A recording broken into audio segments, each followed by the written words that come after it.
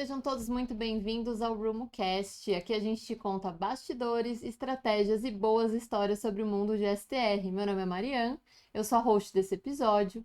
Esse episódio é o episódio de número 3, que a gente vai falar de condições e políticas de vendas em residencial. E eu trago para me acompanhar nesse podcast dois convidados super especiais, a Ana e o Luiz. Sejam bem-vindos. Obrigada, Má. Oi, gente. Que bom estar aqui de novo para falar com Você vocês. já tá quase, né?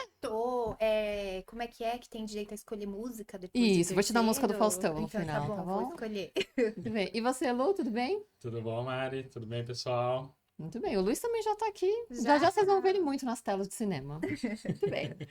Pessoal, vamos começar então com uma pergunta aqui dos principais diferenciais do modelo de STR para o aluguel tradicional, que é uma pergunta que normalmente as pessoas fazem, né? Qual que é a diferença?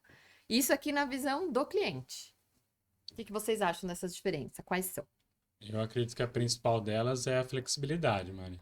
Que, Hum, o cliente pode se hospedar conosco por uma noite ou várias semanas, sem ter que assinar um contrato longo, ou somente acima de 90 dias, né, que é necessário assinar um contrato, mas também sem a burocracia de um aluguel tradicional.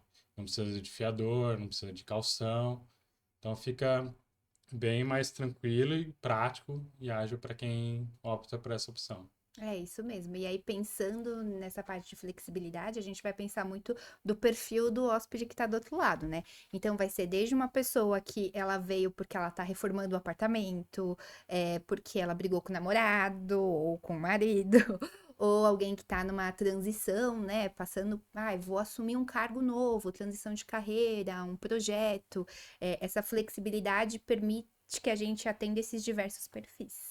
muito bem. Essa história de contrato, ela é bem importante, né? Porque a gente, por mais que a gente peça sempre para ele assinar os contratos de 90 em 90 dias, tem cliente que reserva por um canal e ele consegue reservar por um período longo. Uhum.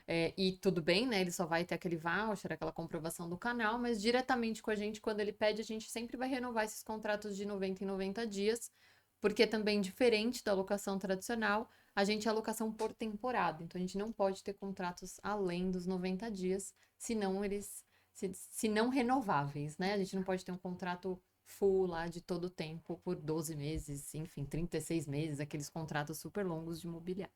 Exatamente. Muito bem. E as unidades? Como que a gente distribui? Onde que a gente está posicionado com essas unidades de STR? Então, Mari, hoje nós estamos com os modelos R na, na Omnibus, né, com as TMCs, além de Booking, Expedia e no Airbnb. Para as unidades NR, que tem a emissão da nota fiscal, nós estamos também na B2B e, e com as operadoras. Muito bom. E o legal que o Luiz falou agora, onde a gente está, né? E aí é importante a gente dizer que, além de estarmos, a gente precifica e faz os acordos. Então, a gente tem um tarifário, tá, gente? Funciona normal, todo mundo tem ali as tarifas, as flex, a gente vai ter as negociadas. Então, como temos as negociadas, nós temos tarifa acordo. Então, a gente pode tanto colocar uma fixa, a partir de uma negociação direta ou por um processo de RFP, então podem incluir os rooms nas negociações. E também a gente consegue as fixas para 15 e 30 dias, que é bem legal. Então, dentro da nossa estratégia de acordos tarifários, a gente também visualiza aqueles clientes que já têm pré-determinados que eles vão usar a longa temporada. Então, eu tenho tarifa acordo para 15 e tenho tarifa acordo fixo para 30 também. E o que que inclui nessas tarifas, gente? Então, a tarifa, ela é o custo total, é um custo de pacote, tem algum custo extra? O que que inclui nessas diárias? A gente vai ter dentro da diária, quando o NR, né, vai ter uma taxa, que é o ISS, 5%. No R e NR, a gente tem a taxa fixa de limpeza, que vai ser relacionada à limpeza do check-out. Mas, para além disso, se ele quiser algum serviço ali ao longo da estadia, ele vai poder utilizar um per pay use. Vou pedir uma limpeza. E o legal é que às vezes as pessoas pensam, quando a gente fala, tô alugando um apartamento, o que vem à cabeça? IPTU, condomínio, água, luz. dentro dessa diária que a gente estabelece, tudo isso já está incluso. Então, ele não vai ser cobrado a parte pela internet, ele não vai ser cobrado a parte pelo IPTU, nem o condomínio da unidade. Tá tudo ali certinho dentro do valor da tarifa acordo. Muito bom. E a parte de entrada e saída, a gente segue mais ou menos os mesmos padrões da hotelaria ou tem alguma diferença, tem algum motivo? Tem um pulo do gato aí, gente. Por Hum, quê? Porque é diferente. E aí eu vou explicar por que que é diferente, porque é importante até o cliente saber. A gente tem que pensar que a gente está lidando com um apartamento 100% mobiliado. 100% imobiliado, entende-se que ele tem uma cozinha. Pensa quando vocês vão fazer uma faxina na casa de vocês. Lavar a louça, limpar a geladeira, é um processo mais moroso. Então, enquanto na hotelaria tradicional a gente tem um período entre o check-in e o check-out mais curto, dentro dos residenciais, o check-in ele é a partir das 15 e o check-out meio-dia. Justamente porque o nosso processo de limpeza é mais longo para deixar a unidade bonitinha para o próximo hóspede entrar.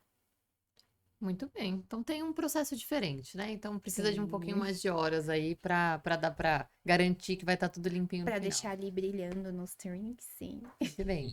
Vamos falar de cancelamento? Como que funciona tanto a parte de cancelamento como a questão das reservas? Elas têm que ser pré-pagas ou não? Então, Mari, as reservas elas são 100% pré-pagas, Uhum. justamente porque nós não contamos com equipe no local, né, nos prédios. E, porém, existem também tarifas reembolsáveis. O reembolso ele pode ser entre 48 horas e 30 dias, dependendo da tarifa escolhida no momento da compra. E mesmo quando a gente tem a equipe local, né? Que a gente tem prédios, por exemplo, que tem equipe do condomínio também local. Mesmo assim, a gente sempre cobra as reservas, sempre são Sempre pré-pagas. são pré-pagas, e porque o serviço também é digital, né? Então, tudo pago antes para já chegar e tá tudo certinho. E no caso de cliente que pede, por exemplo, faturamento, a gente só consegue faturar nos modelos NR, pelo que eu entendi, certo? Exatamente. O faturamento hoje ele é só no modelo NR, enquanto os Rs a gente vai aceitar depósito bancário e o cartão de crédito. O importante é a gente focar também, quando a gente fala cartão de crédito, a gente trabalha com VCN, tá? Então, se é uma agência, se é um cliente corporativo que ele tem esse cartão VCN, que a gente fala que é aquele cartão que ele vai mudando de número e fica disponível para as despesas corporativas, a gente tem a possibilidade de trabalhar com esse modelo sim. Tá, legal. Acho que é importante lembrar para os que estão há mais tempo que a gente já teve alguns problemas com essa questão de VCN, né? Que era devido aos MCCs, né? Ao número de identificação do nosso modelo.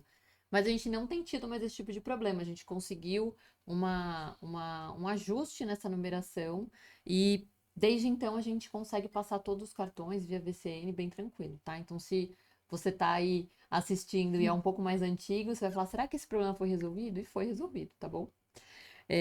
Muito bem. Que mais, Ana?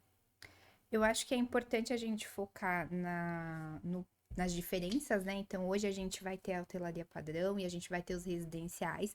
São modelos e públicos que a gente brinca muito que são distintos ali dentro. A flexibilidade total, então, foi o que o Luiz falou lá no começo. Entender que é um hóspede que ele pode estar com a gente 1, 2 noites e 1 ano, mas lembrando que a partir de 90 dias a gente tem o contrato de locação que tem que ser assinado, mas é muito mais leve, desde a Uhum. parte que a gente entende por precificação que vai seguir o padrão, até a parte dele fechar esse contrato, né, com a gente, porque não tem o calção, por exemplo, para pagamento.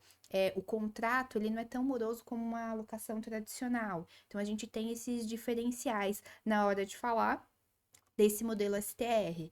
Se a gente pegar o conceito como num todo, dentro dessa diária, além de tudo que eu falei lá atrás, ele pode utilizar um serviço de atendimento 24 horas.